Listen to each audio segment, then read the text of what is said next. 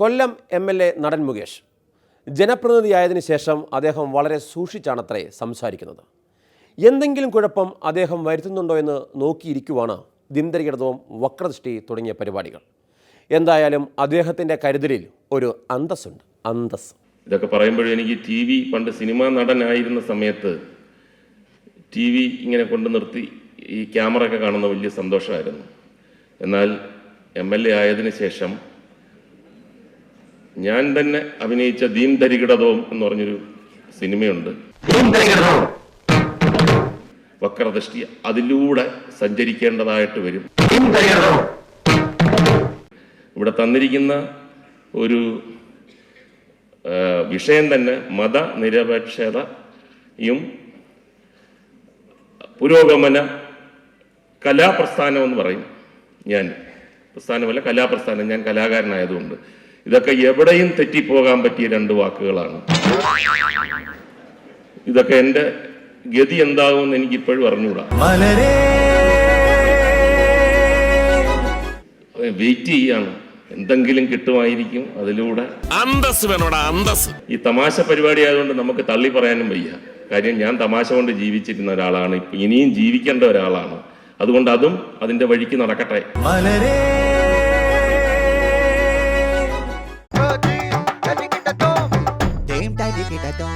അങ്ങനെ UDF chairman സ്ഥാനവും ഉമ്മൻചാണ്ടി വേണ്ടെന്ന് വെച്ചു. ആ സ്ഥാനവും പ്രതിപക്ഷ നേതാവ് രമേശ് ചെന്നിത്തല വഹിക്കും.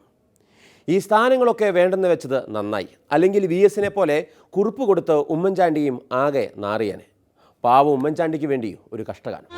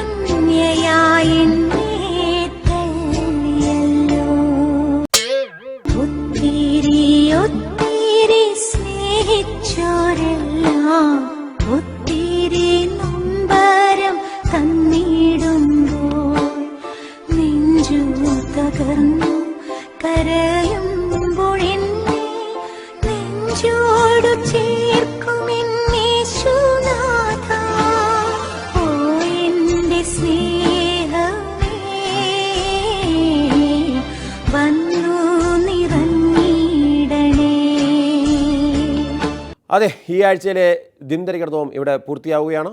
വെള്ളാപ്പള്ളി നിരവധി കേസുകൾ മുൻകൂട്ടി കാണുന്ന പോലെ നിരവധി തരികടകൾ അടുത്ത ആഴ്ചത്തേക്ക് കണ്ട് ഇന്നത്തേക്ക് വിടാം. വീണ്ടും കാണും വരെ നല്ല നമസ്കാരം.